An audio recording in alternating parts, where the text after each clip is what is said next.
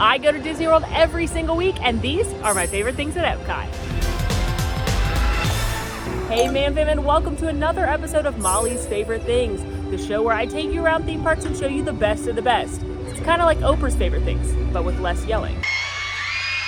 Today we are at the experimental prototype community of tomorrow, better known as Epcot, and I'm going to take you around the park with me and share my favorite things, from the best eats, attractions, underrated details. I hope you're ready. I hope you're excited. Let's get to it. If this is your first episode of Molly's Favorite Things, first of all, welcome. Happy you're here. Second of all, this is how it works. Instead of just making a list of my 10 or 12 favorite things inside the theme parks, I have made it into a little game. Why? Because I'm competitive, even with myself. The way the game works is I have to choose a favorite thing in each land or section of the theme park, which is sometimes really easy. There's a standout or a favorite, easy to select thing. Looking at you, World Discovery. Sometimes it's a little trickier because there are so many great things to choose from. Bonjour to France in this case. And then other times it's like, do I even want to pick anything in this land? It's moments like this, which is how I ended up choosing a bathroom at one of the lands in Hollywood Studios.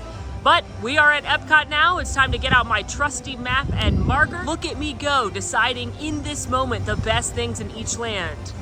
Definitely left-handed, definitely using a real marker. Don't worry about it, don't ask questions. Let's just get to it. Now, I know I joke and do a bit with the map at the beginning of these episodes, but the thing is, I really did have to look at an Epcot map before deciding what my picks were in each land. That's because recently Epcot, as part of the gigantic transformation, changed up the neighborhoods or the lands in Epcot.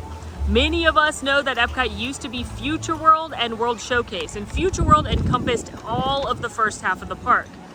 But when they redid the Epcot neighborhoods, they divided up Future World into 3 different neighborhoods, and then of course there's still World Showcase. Up at the front of the park, you've got World Celebration, World Discovery, and World Nature. And then again, back of the park, World Showcase, which is comprised of 11 different country pavilions. First up, World Celebration.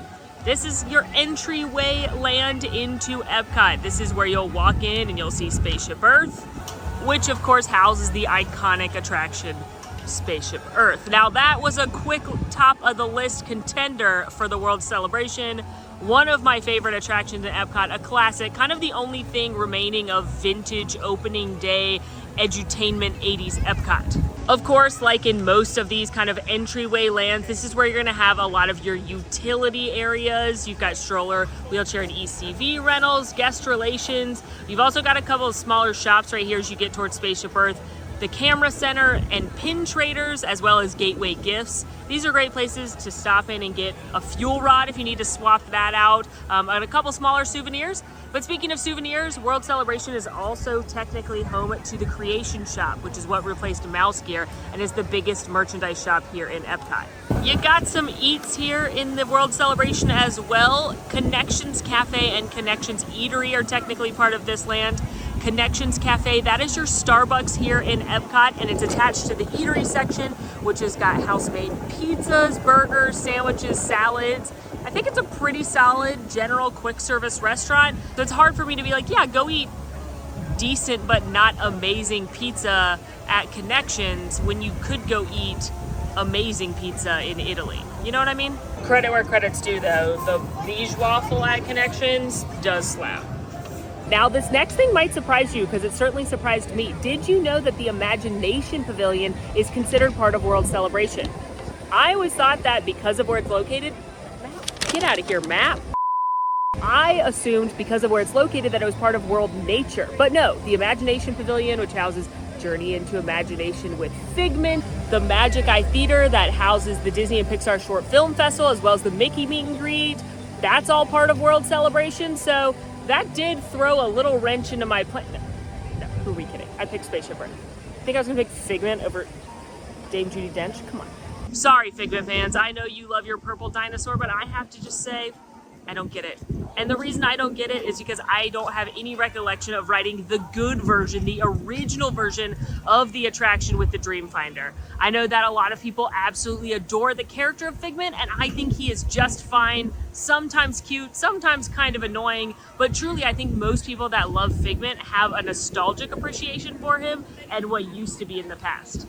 Now, what I will say about Figment is that they have said they're going to bring back a Figment meet and greet this year, so maybe that would sway me to like Figment a little bit more, but honestly, I think I speak for a lot of us when I say, how about we just upgrade the attraction instead? But yes, it is so windy today.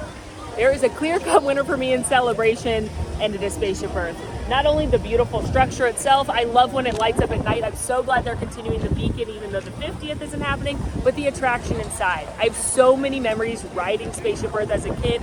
One of my favorite things to do now, it's a slow-moving Omni-Mover attraction, great for the whole family, takes you through the story of communication throughout time, which I know sounds boring, but again, it's the last remaining thing from kind of that edutainment vibe of EPCOT when it opened in the 80s. So let's go see Dame Judi Dench and thank the Phoenicians.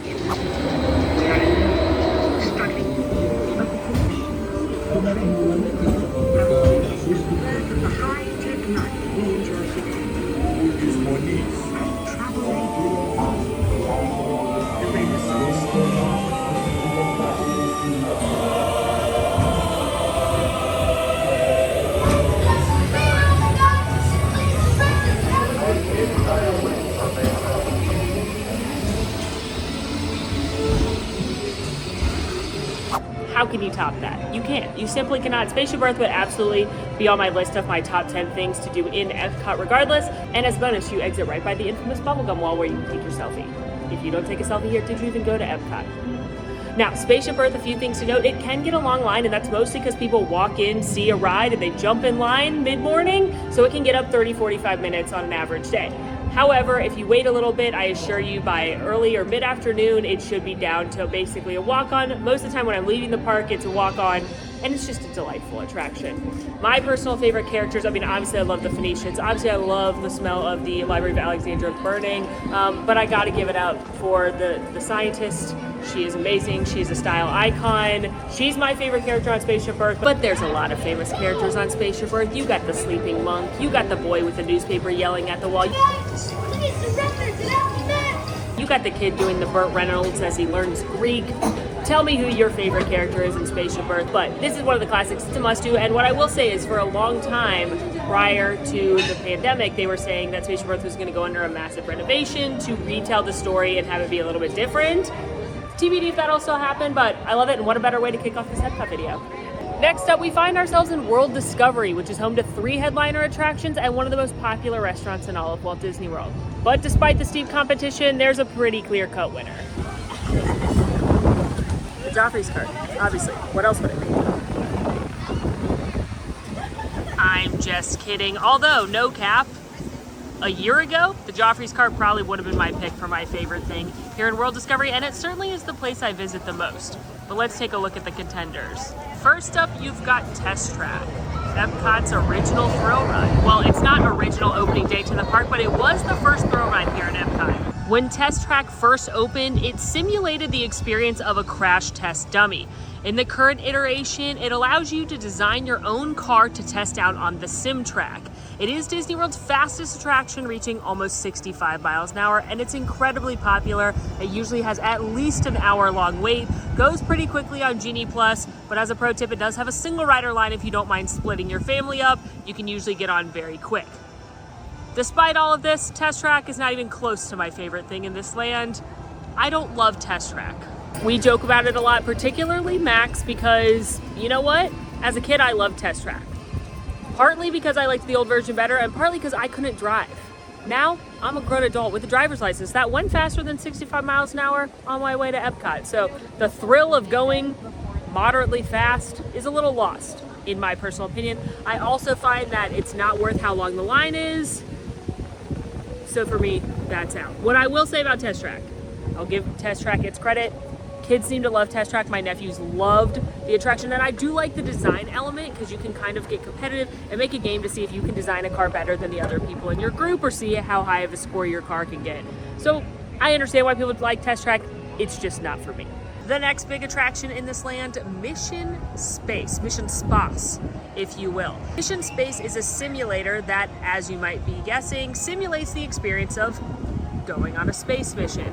When the attraction opened, there was only one level of intensity, and it was so intense that one, it became the first attraction in Walt Disney World to include barf bags available on ride, and two, they eventually had to knock down the intensity a little bit, and now it offers two different versions. The green version, which is less intense, takes out the spinning and the G-forces. The orange version is the original version of the attraction that spins you as well as simulates you in a very small area so that it feels like you've got G-forces. The green mission spins you around the Earth. The orange mission takes you on a mission to Mars. Now, I greatly appreciate the technology and the science and the invention and the Imagineering that went into mission space. I say this all the time, but it took over 5 years to develop the technology. I don't think there's a more realistic simulator anywhere, and NASA astronauts that helped work on the attraction said it was the closest thing to going in space as actually going in space. So I commend Mission Space for a plethora of reasons. But also, it makes me want to throw up. So that automatically means it's not my favorite thing. And as promised, one of the most popular restaurants in all of Walt Disney World is located in this land, right next to Mission Space.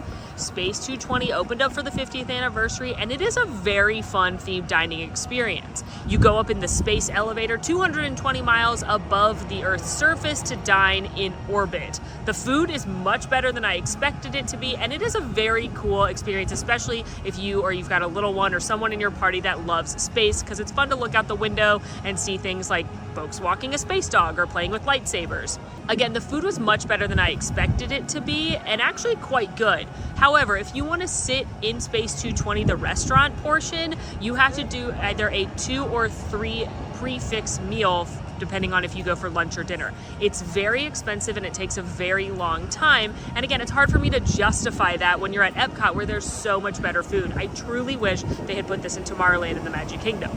If you do want to go to Space 220, this is my pro tip. This is how I visit Space 220 when I'm bringing friends and family. I recommend getting a lounge reservation. The lounge is still inside. You still get to sit with the amazing view out of the window, but you're not locked into that multi-course expensive meal. You can order just a cocktail. You can order something off their Light Bites menu. And if you want to, you can do the 3 or 2 course meal. Again, it is harder to get a lounge reservation because it's a limited number of seats. However, if you want to go to Space 220, which I recommend everyone do at least once, that's the best way to do it in my opinion. You can see more and learn more about Space 220 in my most popular restaurants in Disney World video. All of that said, there's only one thing left in this land, and it's the clear-cut winner. Do you know what it is? It's Save the Galaxy time, baby. No contest, hands down the best thing in this land, and maybe my favorite thing in the entire park, Guardians of the Galaxy Cosmic Rewind. Guardians of the Galaxy Cosmic Rewind is the newest attraction here at EPCOT, opening up last spring. It is a state-of-the-art, never before been done type roller coaster where it's actually an omni coaster because your car can move in a 360-degree motion as well as forward and backwards. On Guardians of the Galaxy Mission Breakout, you are teaming up with your favorite Guardians, Star-Lord, Groot, Rocket, Drax, and Gamora to help save the world from sure destruction as a Celestial tries to destroy the planet because the human race has failed. One of the best things about Guardians of the Galaxy Cosmic Rewind is you do not know what song you're going to get, similar to Rock and Roller Coaster at Hollywood Studios or Guardians of the Galaxy Mission Breakout out at Disney California Adventure. There is September, Iran, Disco Inferno, One Way or Another, Everybody Wants to Rule the World, or Conga. And it's fun to kind of guess which song you're going to get and be surprised as you shoot backwards to kick off the coaster. Not only that, the attraction is very funny, from the pre-show starring Sergeant Terry Jeffords up into listening to Drax and Star-Lord and the characters on the actual attraction. It is such a fun roller coaster. That's the best way I can describe it. It is a long ride. It is a fun ride. It's an exciting ride. It feels state-of-the-art. This is an attraction that EPCOT desperately needed, and it's hands down not only the best ride in EPCOT in my opinion, but one of my favorite rides in all of Walt Disney World. Now, the tricky thing about Guardians of the Galaxy Cosmic Rewind is there is no standby line. You are either purchasing a fancy ride or doing a virtual queue. If you want to do the virtual queue, anybody can do it. It is free. They open it up at 7 a.m. or 1 p.m. If you're in the 1 p.m. slot, you have to be inside the park. The 7 a.m. slot, you have to have an EPCOT reservation. As a quick reminder, fancy rides are available for resort guests at 7 a.m. for anyone else at the time the park opens. So there is a chance as a non-resort guest that you are not going to be able to purchase a lightning lane.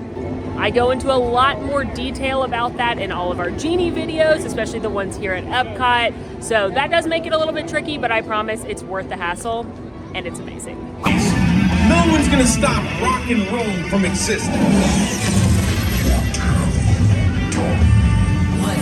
we done? I think we jumped back.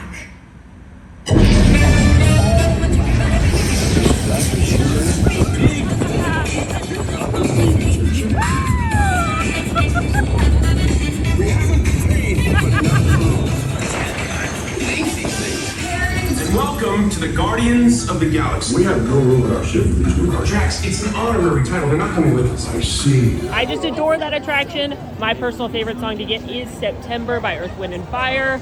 But drop yours down in the comments. I know a lot of people love Everybody Wants to Rule the World, so I'm curious to see what yours is. As a little fun story, the first time I rode it at the media event, I got one way or another.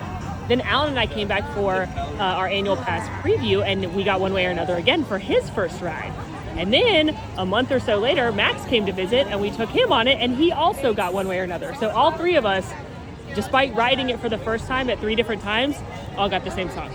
Made it to our third land of what used to be Future World, World Nature. Currently, World Nature has 2 primary pavilions, but this will be the future home of Journey of Water inspired by Moana, allegedly opening late 2023.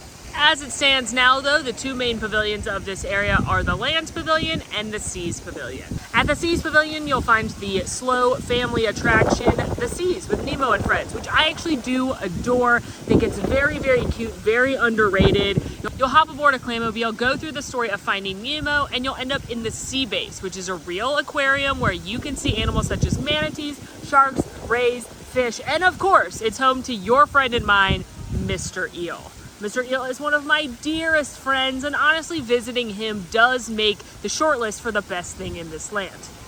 Also at the Seas Pavilion, you've got the Coral Reef. This is a full-service restaurant where one of the walls is a giant aquarium, allowing you to look into the tank and see fish while you eat seafood. But rest assured, nothing you can see inside the tank will be served on your plate, if that makes you feel any better. My past experiences at the Coral Reef are pretty hit or miss. I think the environment is awesome, and as a lover of aquatic life, especially sharks, I enjoy it. If you can get a reservation when they are feeding, which is usually between noon and 1-ish, they do one of the feedings, it's very, very cool. However, in my experience, the food is always pretty meh.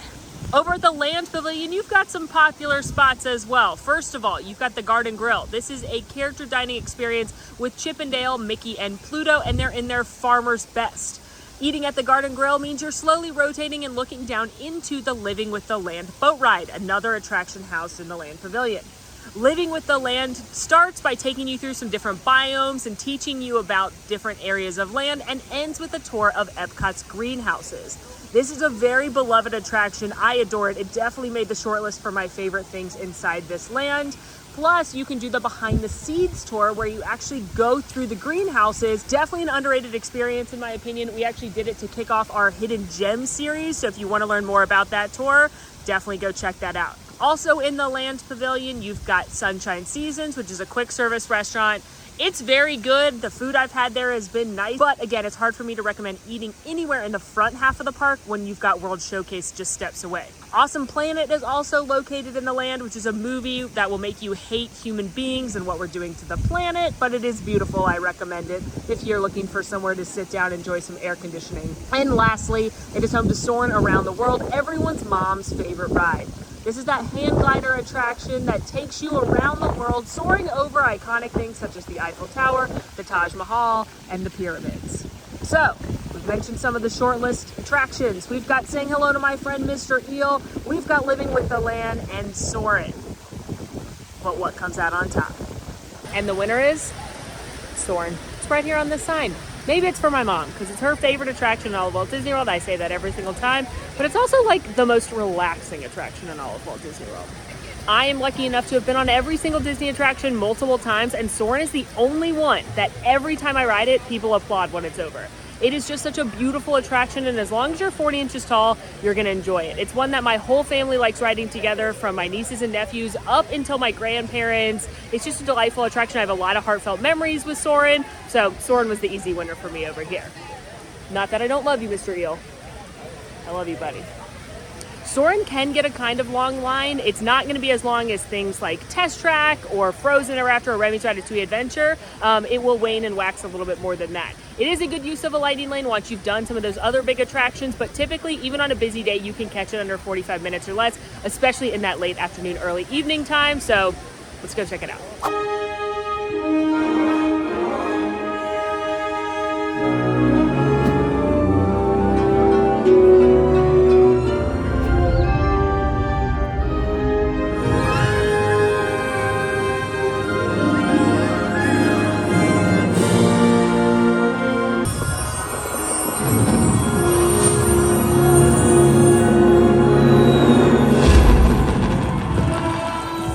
Future World complete, and now we head to the World Showcase. And for once in my life, I'm gonna start in Canada, which I normally don't do. I'm a start in Mexico kind of girly when eating and drinking around the world, because I'd rather start with tequila than end with tequila, but we're not eating and drinking around the world right now, although of course there will be some eats and drinks to share. Should we do an eating and drinking around the world video? We've done Winter Picks Dinner in Epcot, we've done all the festival videos. We could do drinking around the world. It's been a minute since I've hit every country for that. Also, according to the map, World Showcase, all one land. So I could have taken the easy way out and just said, my favorite thing in World Showcase is eating and drinking. Or festivals. Or a few weeks ago, the bronze medal would have gone to Harmonious. But we're not taking the easy way out. Of course, I'm gonna share my favorite thing in each of the pavilions. But I'm not kidding. When I looked at the map to do my bit earlier, I was like tripped out because it has World Showcase all as one, and then it has all the attractions listed that doesn't matter which land they're in, and then the dining broken up by country. I thought that was weird. Like, I know it's all World Showcase, but I just thought how they laid out the map was weird. It's probably a nitpicky thing. But anyway, let's get to Canada, eh? Won't you join me in the place known as the pavilion I'm currently in? Welcome, friends, to Canada, the first pavilion on our World Showcase tour today. Fun fact, there's a reason that Canada and Mexico are the first ones you can go to when you're in the World Showcase. That's because we, right now, are located in Florida, which is part of the United States. And what are the United States' direct neighbors? Canada and Mexico.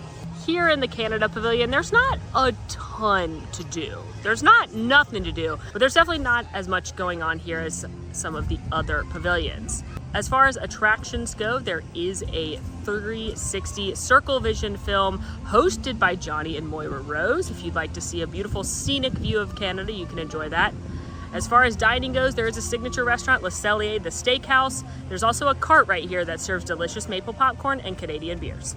Besides that, there's this beautiful garden right here, a lovely waterfall, and a shop with more maple leaf merchandise than you could ever imagine. But there's a pretty clear winner. It's the maple popcorn. No, that's not the winner, but that was runner-up. The winner is Le Cellier Steakhouse, which you probably guessed. Like I mentioned, Le Cellier is a signature restaurant, which is Disney speak for fancy and expensive, but it is delicious. They are known for their Le Cellier signature filet, which is a filet mignon with this amazing mushroom topping. They've got incredible sides like loaded mashed potatoes. They have a variety of other cuts of steak as well. Everything I've ever had here has been delicious. Not only that, they've got a nice selection of Canadian whiskeys, a very good old fashioned, as well as Canadian wines. Other menu highlights include a variety of poutines. It is a great restaurant. Plus, it's home to one of my favorite dishes anywhere in Disney World, the Canadian cheddar cheese soup. It is like eating a bowl of liquid cheese, and they give you pretzel bread with your meal, and you can dip it into the cheese, and it is absolutely phenomenal. Again, that maple popcorn gave Le Cellier a run for its money because I do think it's delicious and an underrated snack here in World Showcase, but the Le Cellier signature filet with that cheddar cheese soup is one of my favorite meals in Disney World, so it's not going to top it. Because of the delicious eats, particularly again that cheddar cheese soup, it can be a little bit trickier to get a reservation at Le Cellier. It's not a huge restaurant. Definitely recommend looking as early as you possibly can and then continue to check back because it really is a nice, delightful treat. Additionally, like I said, Le Cellier is expensive, so it's not worth it for everyone to eat there. For me, it's a great special occasion restaurant. I do think Le Cellier is a little more approachable as far as signature restaurants go, though. I know sometimes little ones or picky eaters aren't going to find things they're going to adore on the menu at places like Citrico's as easily as they will here, which is mostly just steak, potatoes, bread, cheddar cheese soup, charcuterie. However, it is hard to decide whether to do a sit-down meal in Epcot or eat your way around the world. I can't tell you which one's better because I love both. And Le Cellier is definitely one of my favorite places to sit in Epcot. Greetings, friends. We have made it to the United Kingdom Pavilion, one of my personal favorite pavilions in all of Epcot, even though there's not a ton here either.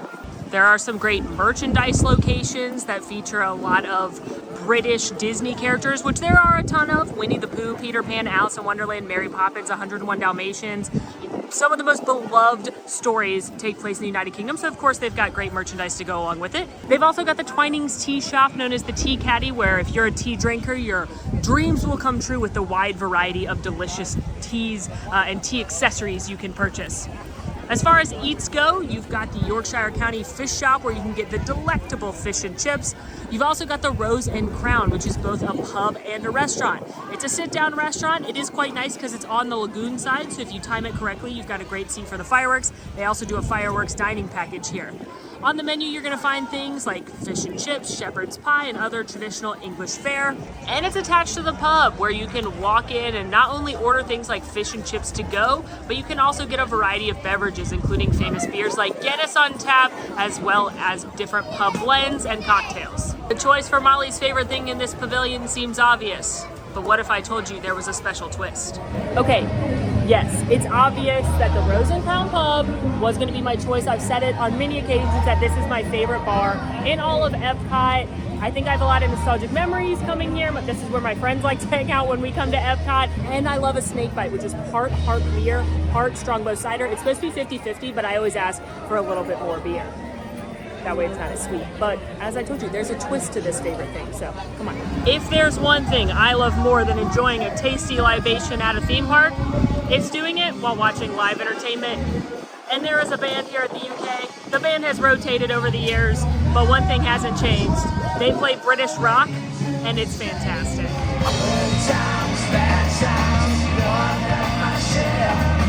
I love live music in theme parks, and it's one thing to grab a tasty beverage from the pub, and it's a whole nother level to enjoy it with live music.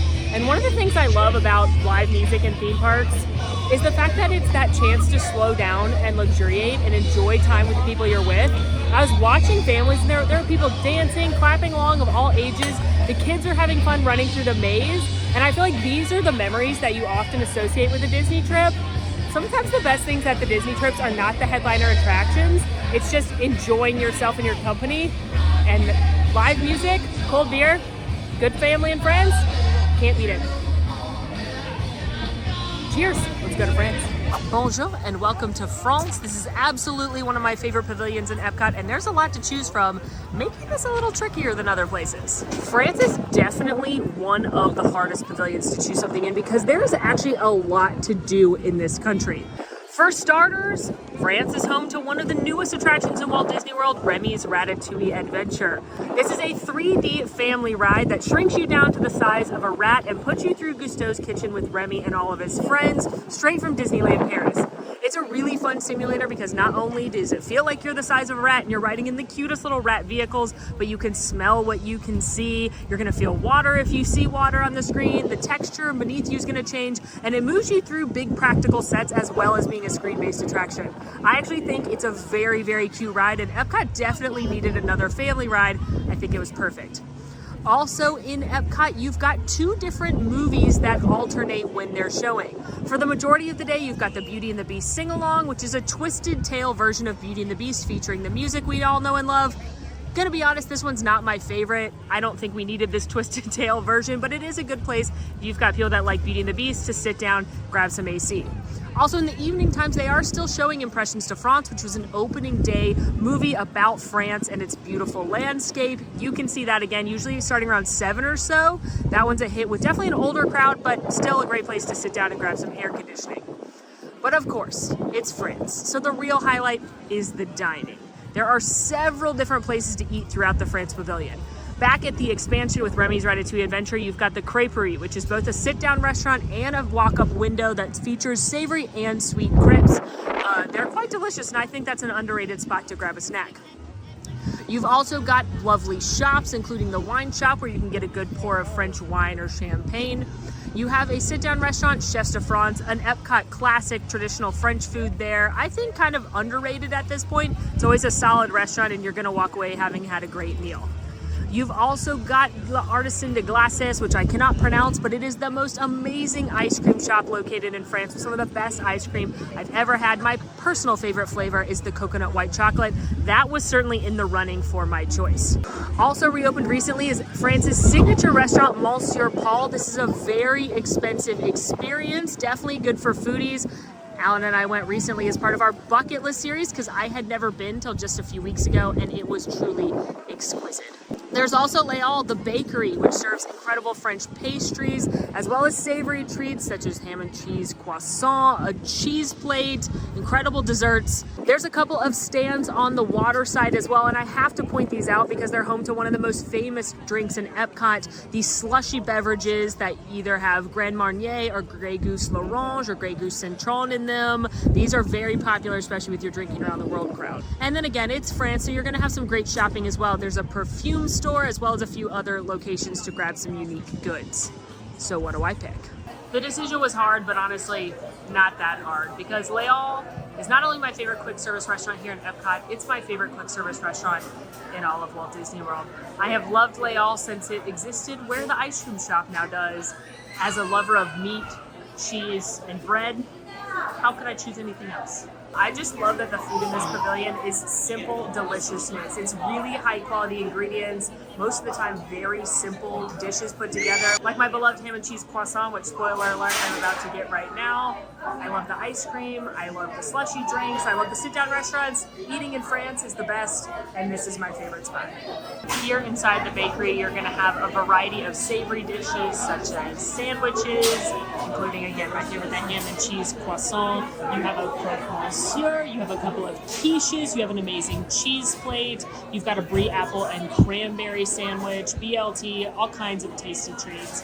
And then as far as the sweets go, they're obviously amazing. We are in France. You've got delightful macarons, you have chocolate mousse, you have the strawberry tart, which is my personal favorite.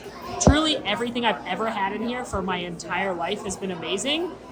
I have my favorites, but honestly, I don't think there's a bad choice. Here it is, my favorite item from my favorite restaurant, the croissant hamon fromage. Again, it's a freshly made croissant. It's got cheese and ham and a delicious bechamel sauce on it. Plus, it's under $7. It used to be $5, but in this economy, it's under $7, which, you know what? Still not bad for Disney World.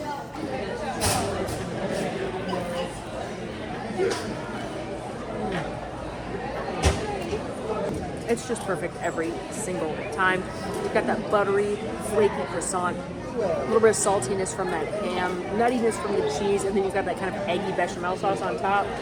Simple deliciousness, that is what France is all about. It's my favorite thing. An easy choice amidst a lot of good choices. Salam and good evening from our next pavilion. We have made it across the sea to Morocco. Now, Morocco is a pavilion that I feel like is undergoing some changes, and I'm excited to see what happens. By that I mean Restaurant Marrakesh, the full-service restaurant, has yet to reopen from COVID. There was a change in ownership at the dining locations, and while Tangerine Cafe, the quick service, and Spice Road Table, the tapas restaurants have reopened, Restaurant Marrakesh has yet to do so. But I would really like it to, because it was a very good and underrated spot.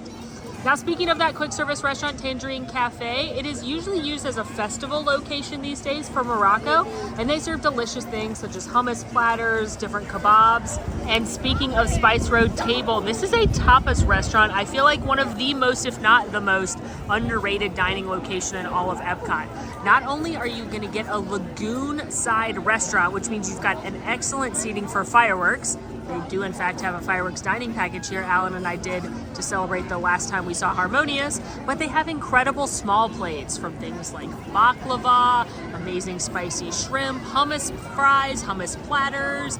Really, really delicious. And I feel like people don't know what Moroccan food is, so it's an often slept on restaurant. Spice Road Table also has a full bar that you can walk up to, order drinks to go, which not everywhere in the World Showcase has an actual full bar.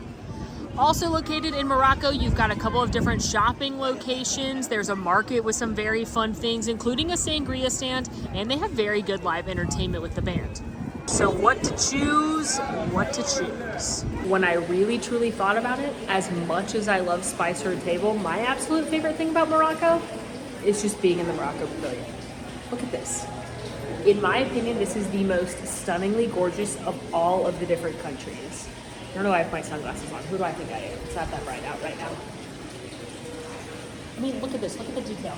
Look at the carving in the wood. Look at the tile work. Perhaps it's because it's the only country to have artisans from that country come to EPCOT and overseeing the building process. The King of Morocco sent over craftsmen to help with EPCOT because they wanted to make sure that their country was represented well to a widely American and Western audience. And this pavilion is so beautiful. Look at this. We are in the Fez house right now, and the tile work is amazing. The woodwork is amazing.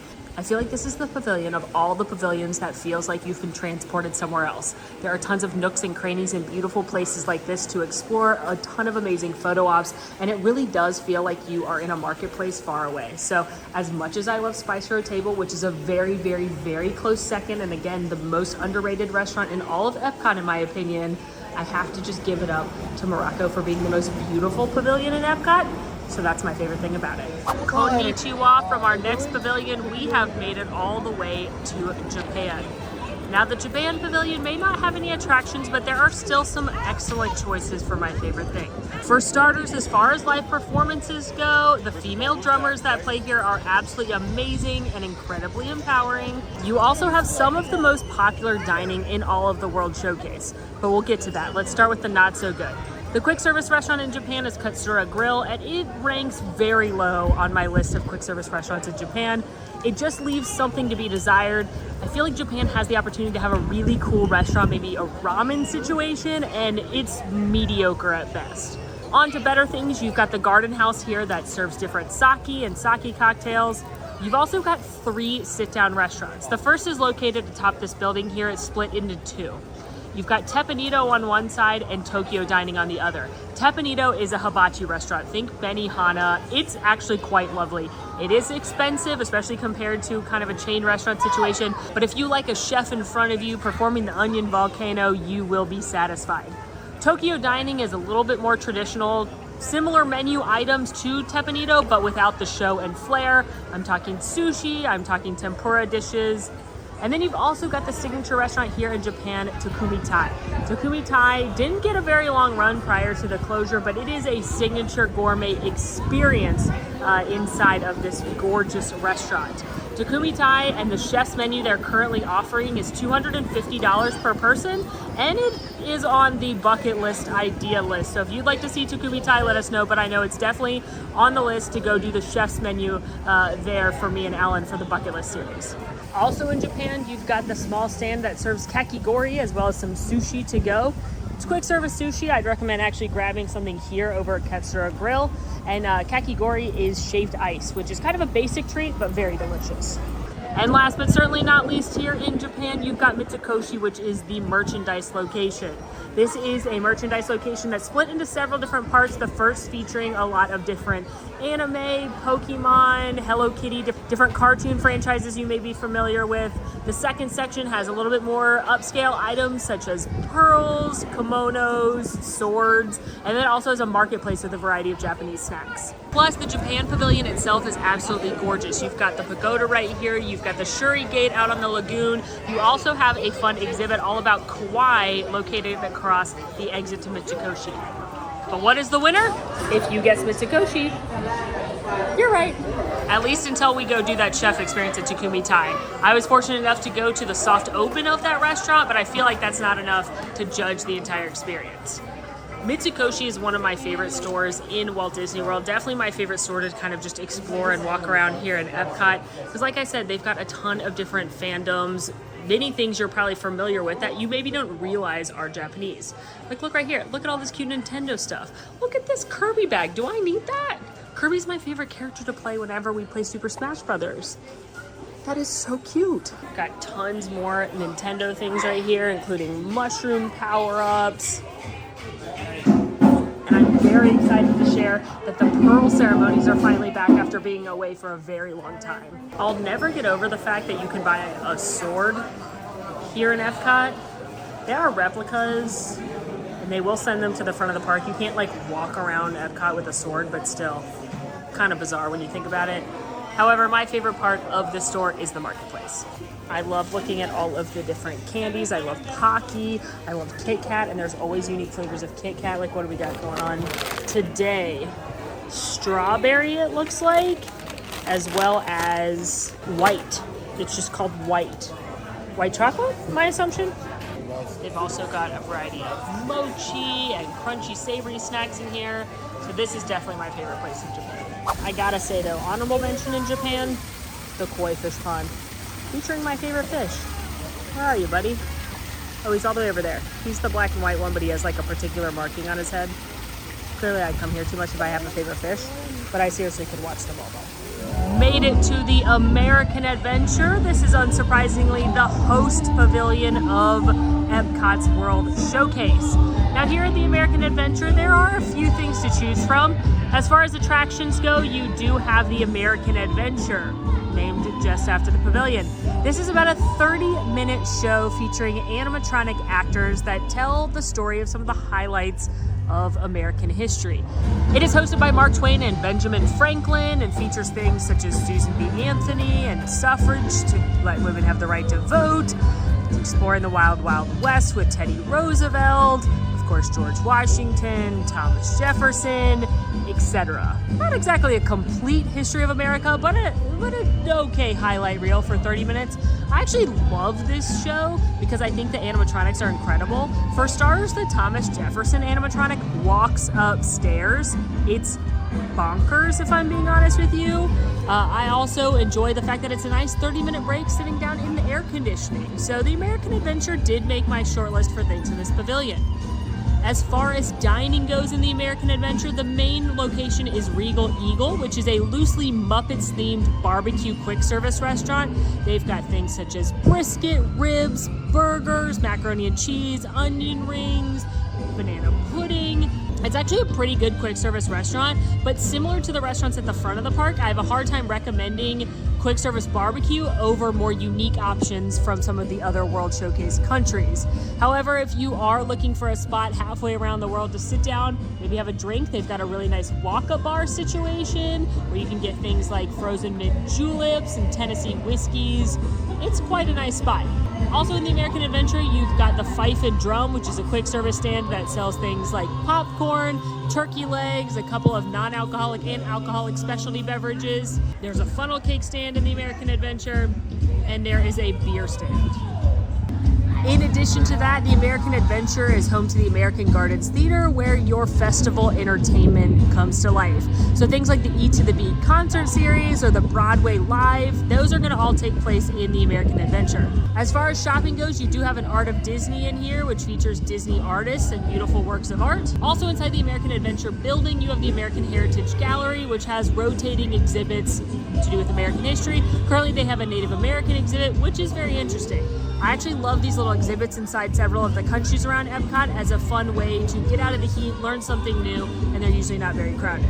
For my pick for the best thing in the American Adventure, none of the above. My favorite thing in the American Adventure, the Voices of Liberty. They are the a cappella group that sings a variety of songs from the good old American songbook to Disney songs, and they sing in the rotunda of the American Adventure building, and they are so incredibly talented. Their voices are unbelievable, and I love going to their shows. The one problem I have with them is the fact that they're wearing like wedding band outfits now. They look like they should be on a cruise ship, where they used to wear like old-timey dresses and frocks and they looked like they were in the colonial days, which I'm sure as a performer is a nightmare, but as a guest looking at them, I preferred that old-timey look. I also prefer when they do more of the Great American Songbook versus more modern and contemporary Disney songs. It just doesn't seem to fit as well for me. But any of those small things aside, the voices are incredible. Sitting in the rotunda gives you this amazing echo, and it vibrates and it's beautiful. I highly recommend seeing Voices of Liberty, and they're my top spot for the American Adventure.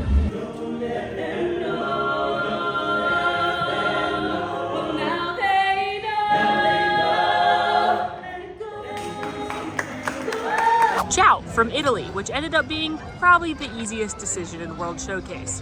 Why? There's not a ton going on in Italy, but one of my other favorite restaurants in all of Disney World is here. What is going on in Italy? Well, you've got a few shops, of course. You've got a nice wine shop with wine and kitchen accessories. You've got a perfume shop that gives me a headache. You have a masquerade mask shop, which does have some cool things, especially if you ask to see the secret masks behind the counter and they show you the PG-13 masks. Of course, we're in Italy, so there's incredible dining to be had. You've got the burro cart, which serves a couple of drinks as well as boozy popsicles. You've got the somewhat new gelateria, which serves different gelato and gelato-themed desserts.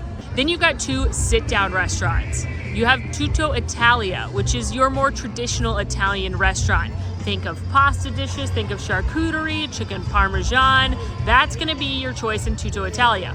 Attached to Tutto Italia, you've got Tutto Gusto, which is a drink bar where you can get delicious Italian cocktails, wines, etc. to go. And they may have a few tables available for you to sit in there as well.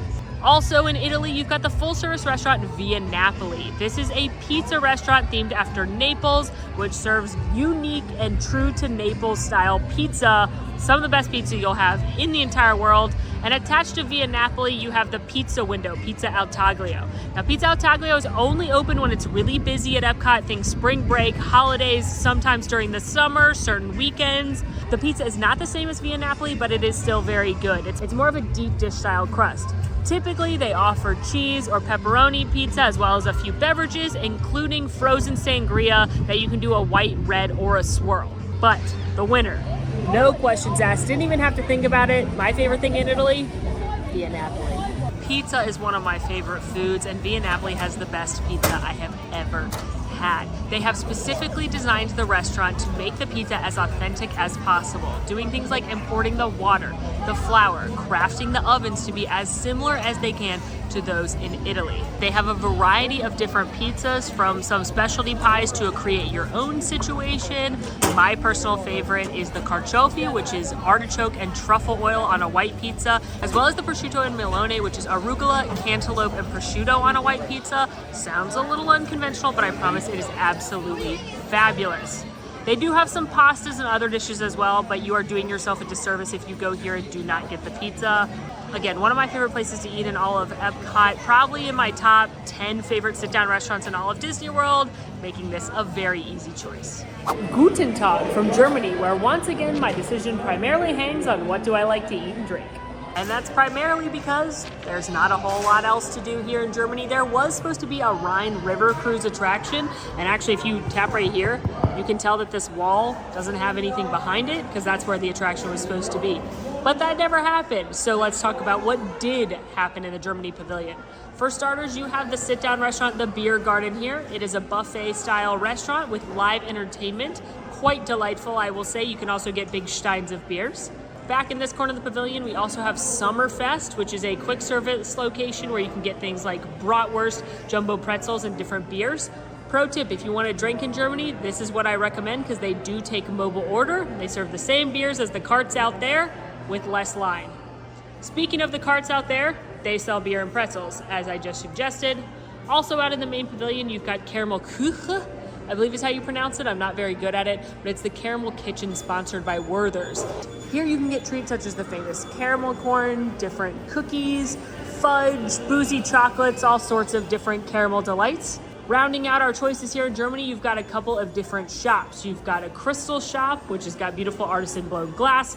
You have a Christmas shop, where you've got different Christmas ornaments, including a pickle, which I'm led to believe is a German tradition. However, no one I've ever met from Germany knows what I'm talking about, and I've learned it's more of an American German thing from folks that immigrated here. If you are German or an American German or know anything about the pickle ornament, let me know in the comments. And then to wrap up, you've also got a clocks and crafts store where they have cuckoo clocks, and the Steinhaus, where they have different drinking related merchandise and paraphernalia. You can also grab beers and wine back here in the wine cellar.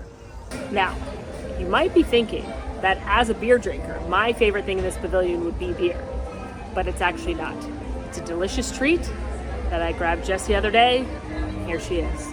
May I present to you the pretzel bread pudding from Summerfest. So Summerfest is also where you can get bratwurst, a couple different beers, but this is the pretzel bread pudding. And they take the iconic, gigantic jumbo pretzels from here in Germany, and then they make it into bread pudding, and they top it with a caramel sauce and a vanilla sauce, and it is divine. Look at that.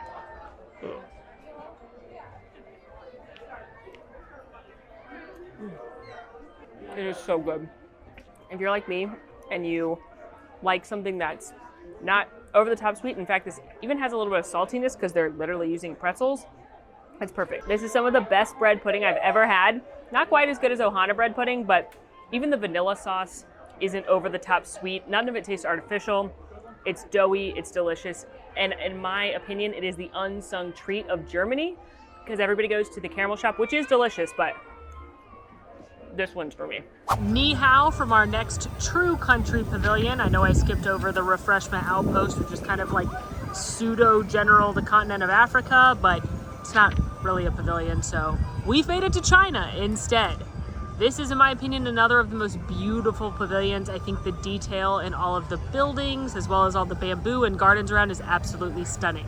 Let's break down what the choices are here in Japan. For starters, you've got Reflections of China, another Circle Vision production, which has been said it would be swapped with Wondrous China for literal years at this point. And I don't know about you, but I'm ready. Reflections of China is definitely outdated, and I'm ready to see a new video inside this pavilion. Attached to Reflections of China, you've got another one of the small exhibits. You also have a nice market here in the China Pavilion, which sells a variety of merchandise, some really fun things like unique flavored potato chips, jewelry, clothing, other accessories. It also has a little market in the back with some other snacks as well as different beers. One of my pro tips for visiting EPCOT is if you're looking for something to drink, check the merchandise shops because many of the countries actually serve wine, beer, perhaps a cocktail, and you're likely gonna not have as long of a line. Alan and I did that here in China during our Winter Picks Dinner episode at EPCOT. As far as dining goes in China, you've got a couple of options. The first is Nine Dragons. This is a sit-down, full-service restaurant serving Americanized Chinese food. I actually think this is not a bad restaurant, though it isn't as popular as other choices in World Showcase. The portion sizes are pretty good for the price, and I've had some very good things here. My favorite thing on the menu is the spicy mala beef, which actually does pack some heat. So Nine Dragons was on the list of potential favorite things. The quick service restaurant here is Lotus Blossom Cafe. This one, not my personal fave, and that's simply because it's an expensive Panda Express. It is very Americanized Chinese food, which is what you expect in a place like EPCOT, but it's nothing unique, and it's something that you can get at the food court at your local mall, if anyone still goes to the local mall. So it's fine. I like the egg rolls and the pot stickers if you're really looking for a snack around the world, but it's nothing special. And again, you can go to any Americanized Chinese restaurant and get similar dishes. As far as the entertainment goes in the China Pavilion, unfortunately those acrobats aren't back yet, which those would have been my top spot. However, the other entertainment offering still in EPCOT is the winner, and that's one of my favorite meet and greets. One of my favorite things about World Showcase in general is the fact that you can meet characters from your favorite Disney films in the countries they live in, which is my choice for China, because this is the only place in Walt Disney World where you can regularly meet Mulan. Mulan is my favorite Disney princess, and don't at me and say she's not a princess, because by Disney standards she is. If you want the explanation for what makes a Disney princess, you can go watch my Women's History Month video, because I talk all about it. But again, China is where you can meet Mulan, and I absolutely love it. She meets right in here. You can check the times on the My Disney Experience app. I love this in all the countries that the characters come in. You can meet Snow White in Germany, you can meet Belle and Aurora in France, you can meet Mary Poppins and Alice in the United Kingdom, you can meet Anna and Elsa in Norway, you can meet Princess Jasmine in Morocco, which is not where she's from a fictional country called Agrabah, but close enough, I guess. And you can meet Donald in a sombrero in Mexico. Sans the rest of the Three Caballeros. I wish they would all come out, but you know what? We'll take it, and Donald looks really cute in his sombrero. But I just love that as you're venturing around the world, eating, drinking, enjoying the entertainment, listening to the music, you can also meet the characters that would live there. And again, since Mulan's my favorite princess, she's my choice for China. Bonus shout out though to the China Festival team, because even though I find the regular food in China to be lackluster, the festival kitchens are usually really good. Like right now it's the Flower and Garden Festival running through the beginning of July. They have one of my favorite dishes of any festival booth, the house-made crab and cheese wontons. Get the spicy peanut sauce on the side. They're excellent. Hello from the Norway Pavilion, where there's a lot of good stuff to choose from. Let's get the obvious out of the way. Norway is home to Frozen Ever After, the family-friendly Frozen-themed boat ride that replaced Maelstrom. This is one of the most popular rides in all of EPCOT and honestly all of Walt Disney World. due to the fact that Frozen is one of the most popular franchises Disney's ever made. I love this attraction. I know there's people that are mad that it replaced Maelstrom, but I think it's very cute. The music's great, the animatronics are wonderful. So Frozen Ever After, definitely on the list for my favorite thing in Norway. As a bonus, I like the fun fact that there's actually a sword hidden beneath that waterfall. It's a small detail that people love to talk about. No real story as to why it's there. Probably has to do with the Vikings. So that's an honorable mention. You've also got very good, underrated, in my opinion, shopping here in Norway at the Fjording. Of course, you've got Frozen-themed merchandise, but you also have some authentic things, including Lila, the beloved perfume, Holly Hansen jackets, and this is the home to the legendary troll statue that you can take your picture with. Like I just mentioned in China, Norway is also home to where your Frozen fans can meet Anna and Elsa. This is the only place in Walt Disney World that they can guarantee to meet those two characters. There are also 2 dining options here in Norway, a quick service and a full service spot. The full service spot is called Akershus. It is a sit-down restaurant, a royal banquet hall, and it features the princesses. So if you are unsuccessful at getting a spot at Cinderella's royal table, this is where you're gonna wanna book. It books up quickly as well, but not quite as popular as CRT, and this is where you're gonna meet Belle and Ariel and Cinderella and some of your other favorite Disney princesses. The quick service location in Norway is the Layal Bakery. Here you can get traditional Norway treats, including the somewhat divisive school bread. It's a coconut custard dessert that some people love, some people hate. You can get lefse here. You can also grab a couple of beverages here, including a few different coffees, including spiked grown-up coffees they call Viking coffee, and a few different Norwegian beers. They also have a beer cart with Norwegian beers, and I gotta say, as someone who enjoys beer and drinking around the world, one of the most underrated choices, IMO, is the Ås beer, which is a wheat beer that you can get very few places outside of Norway, and the EPCOT Pavilion is one of them. So that beer also makes my short list. The other thing that makes my list here in Norway is the Gods of the Vikings exhibit here inside the Stave Church. For starters, very few people know you can actually go inside this building. They think it's just for show like the pagoda over in Japan. But it actually has a full exhibit on some of the Nordic Viking gods. And if you're a Marvel fan, you're gonna recognize some of the names. I'm talking Thor, I'm talking Loki, I'm talking Odin. There's some really cool historic pieces in here, centuries and centuries old, types of things you don't expect to find inside of EPCOT. But what is the winner? An underrated exhibit, an underrated beer, or an incredibly popular, some would say overrated boat ride? And my winner is the overrated boat ride. Except for it's not overrated to me. Okay, sure, if you wait 120 minutes in the heat, yeah, then you could probably say it's overrated. But for me, this is a delightful attraction, and I know Frozen is mega popular, but it's for good reason. It's amazing. Frozen Ever After is a great use of a lightning lane if you're purchasing Genie Plus. Between this and Remy's Ratatouille Adventure, those are the 2 that go the quickest. So I would recommend booking Remy's first if that's on your must-do list, right at 7 a.m., and then trying to book Frozen after. Remember, you can always fiddle-faddle for it and use that modify function. Check out our Genie videos for more info on how to best do that. But Frozen Ever After, again, it's a family attraction. It features the music from Frozen, which we all know is spectacular, even if you're sick of Let It Go. It's got really cool animatronics. My personal favorites are Sven and Olaf. They're not the ones that use the projection mapping like Anna, Elsa, and Kristoff, but they're very, very cool. I think it's a nice, longer attraction. The queue is really cute. So for me, Frozen Ever After, I'm not gonna let it go. It's the winner.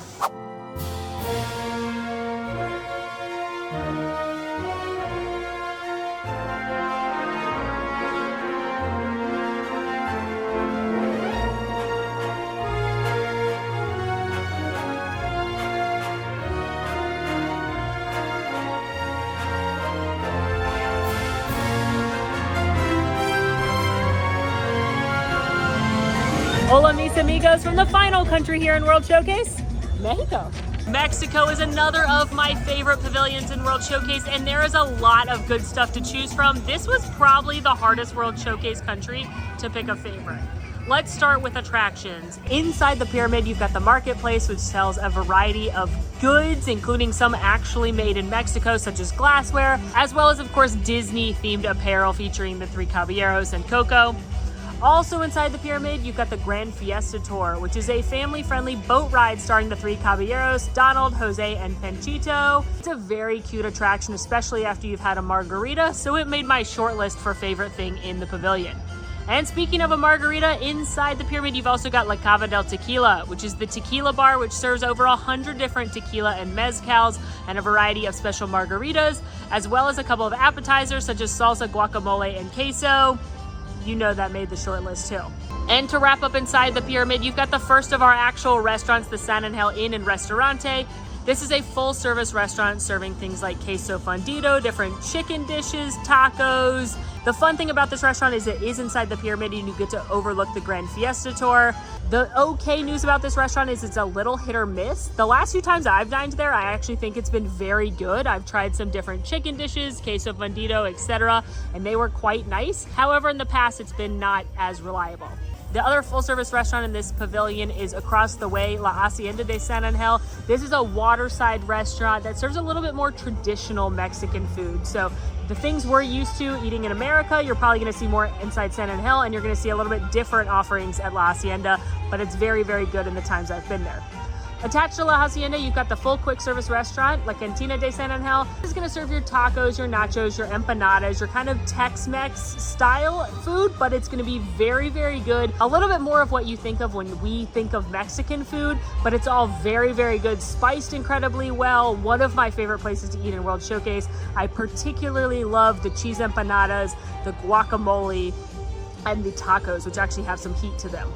And lastly, out here, you've got La Choza de Margarita, which is a walk-up stand primarily serving a few different margaritas, both frozen and on the rocks. But they also have a couple of different bites, including a barbacoa empanadas and street corn. So that also made my short list. But the ultimate winner? We're inside the pyramid for this one, friends.